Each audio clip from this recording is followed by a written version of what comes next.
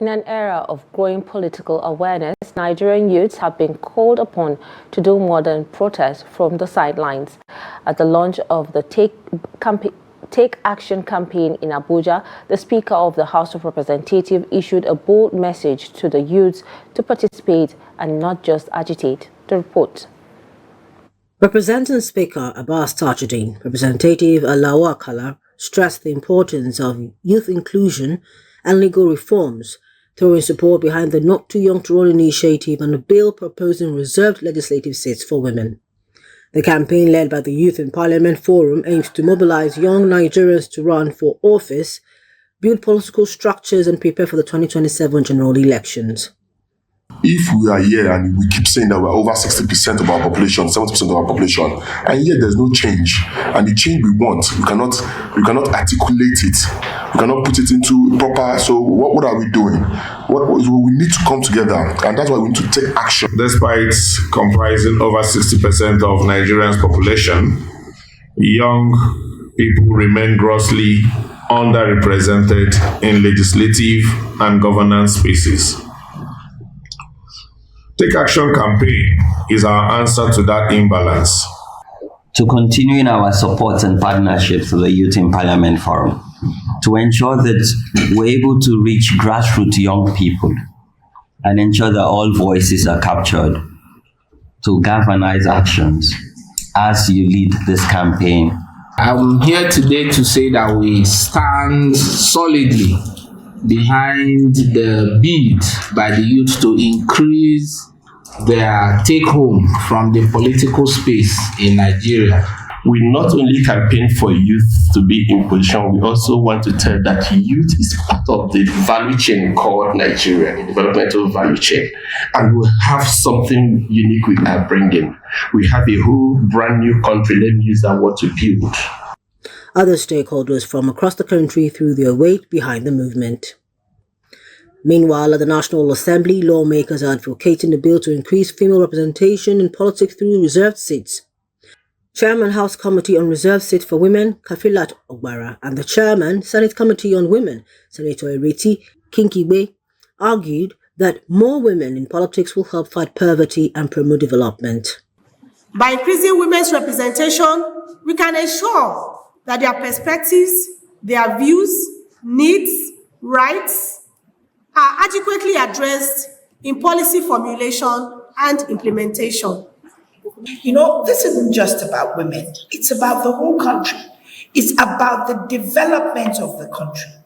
It is shown everywhere that where there are more female representation, the countries are better developed economically. The United Nations Development Programme and other advocates are also rallying grassroots support for the bill.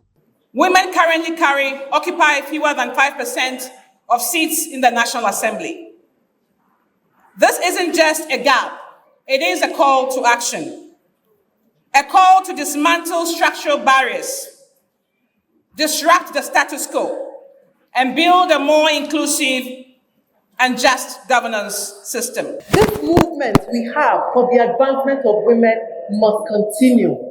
Honorable Kafilat, we need more of you in Parliament. I pray that the women that come to represent these 6 seats by God's grace, the special seats for women by God's grace, will come and it will be a reality. Back in the House of Representatives, the ICPC has raised alarm over corruption lapses in government institutions. A report presented to the House revealed that 92 ministries, departments and agencies still lack functioning anti-corruption and transparency units.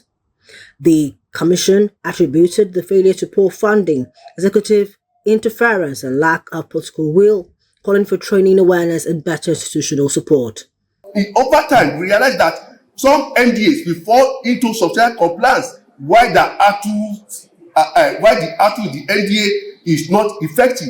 So this year going forward, ACTU is now a standalone key performance indicator. Declaring the hearing open, Speaker of the House of Representatives Abbas Tajudeen, represented by Representative Umar Ajilo, said the session was not a witch hunt, but a proactive effort to assess the performance of the anti-corruption and transparency units and strengthen institutional integrity.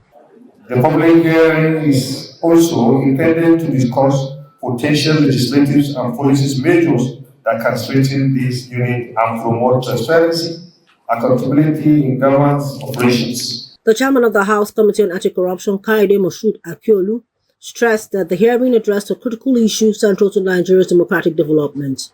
Stakeholders, while recommending that the ACTU should be made to report directly to permanent secretaries and the institutionalization of ACTU into MDAs, called for the scrapping of ICPC.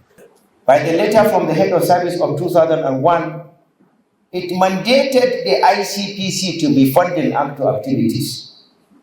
But ICPC has failed. ICPC doesn't shoulder that responsibility. The responsibility is left on the heads of the ministerial departments and agencies. And it is tantamount to corruption for you to say the person you are investigating will be the one to fund your operations. It is believed that ACTU structure must be revived if the country is serious about winning the war against corruption.